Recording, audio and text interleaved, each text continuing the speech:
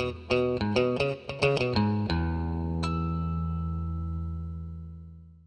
everyone, and welcome to another one of our videos. Today we're going to be doing a center console lid replacement on my 2002 Lexus GS300.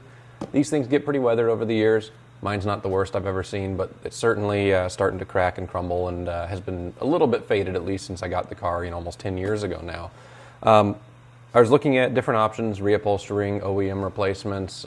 As far as I understand, the OEM ones are out of print. There's some used ones in good shape online, but they're difficult to find and they're quite pricey. This right here is actually a replacement from Dorman. This is Dorman part number. Hopefully you can see. Nope, definitely out of focus. It's Dorman part number 924-547.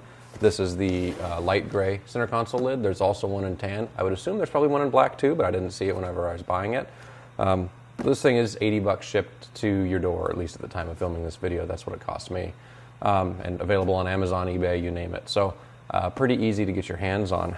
And from taking a look at it, it is not leather. It's a vinyl material. So I pulled it out of the package really quick earlier just to take a look, see at kind of what this is.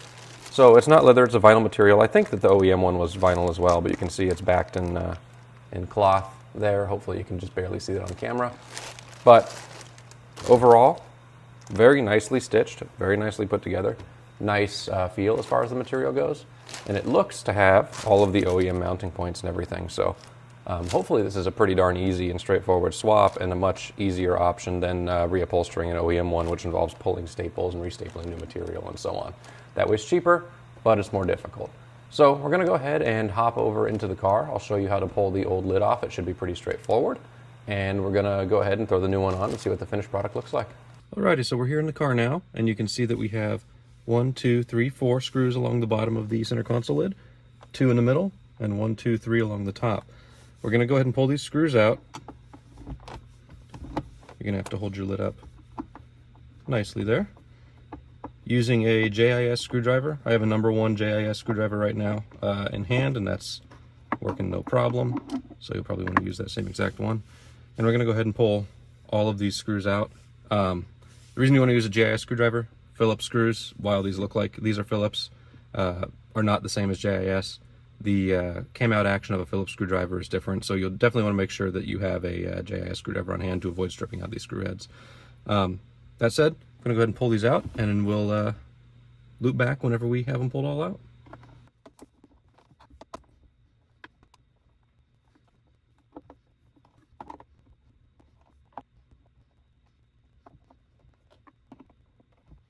Alrighty, so now you can see we have all of the screws out, and this should be pretty darn easy to get out. It's already started kind of coming loose. And there you go. Easy peasy. And that's just basically a cover for the hinge system here, as well as the latch system right here. So what I'm going to go ahead and do is get a larger JIS screwdriver from my toolbox. It's going to be a number 2 JIS. Pull out these 4 screws, and the console lid should be free, and we should be able to go over to the workbench and finish up the rest of the process over there.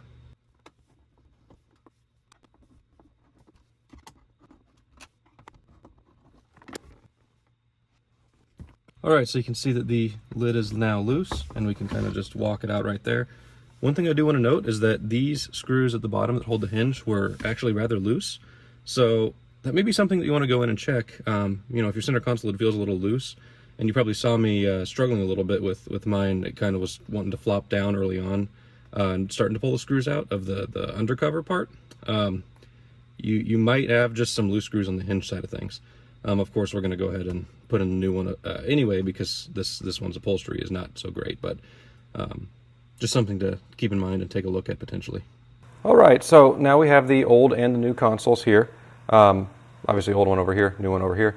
You can see that Dorman really followed pretty much the same exact structure as far as the OEM one goes in terms of the lattice work and reinforcement and whatnot in here. The material does feel a little stiffer in terms of the padding and whatnot, but that's probably just because this one is, getting close to 25 years old, and this one's brand new.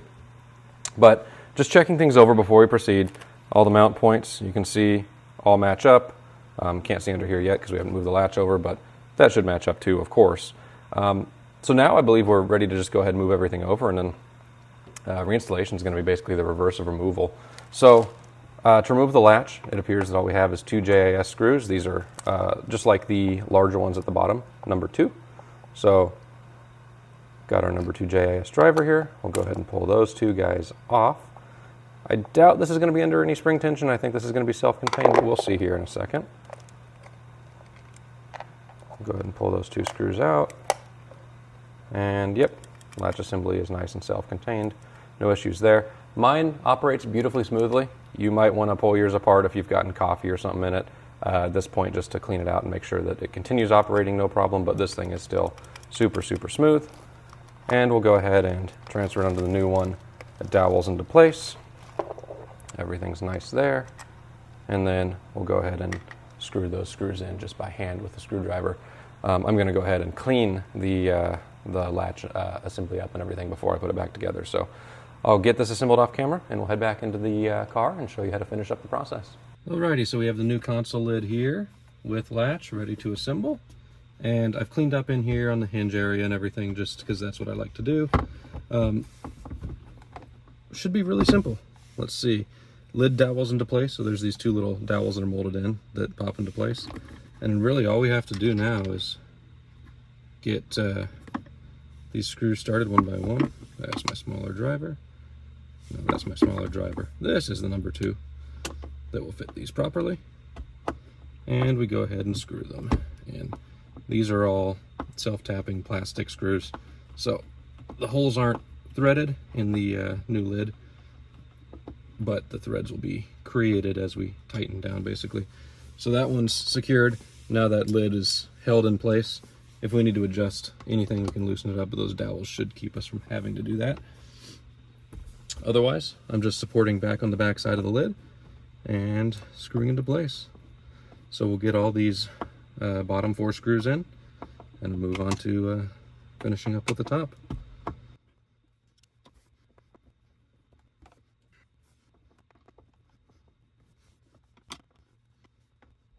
Alright, so now we have the console lid in place.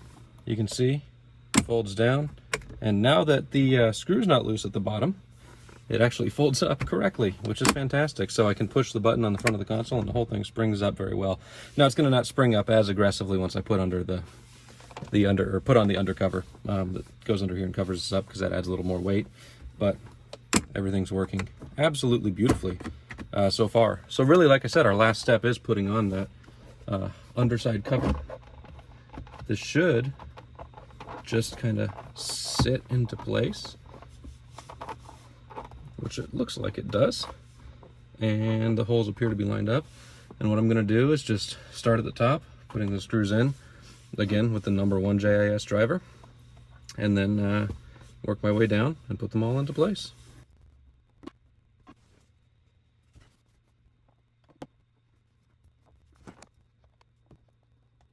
Alrighty, now we have all of the screws installed and the job is done. I apologize for cutting out in the middle. There was a screw that I dropped and had to find, and then I found that one of my other JIS drivers I had to go grab because it fit the screws a little better, even though it was also a number 2 driver. So the first one I was using was slipping a little bit, second one fit perfectly. But you can see now with this installed, console opens perfectly, lower console opens perfectly. And you can certainly see why we replaced it. This is what the old one looked like. Again, not the worst, but definitely stained and faded. Just a little bit of that was starting 10 years ago when I got the car, and now it's expanded to much more and all of this going on too. So it was time. And it's also time to do some things with the seats that are also splitting. Good old aged Toyota leather, and dealing with that. But console looks absolutely beautiful. With that, I want to thank you all for watching. Let me know down in the comment section if you have any questions below. Take a look at the video description. There's going to be links to the tools that I use, the special screwdrivers, as well as to the console lid, of course, too. And I hope to see you in the next video. Take care.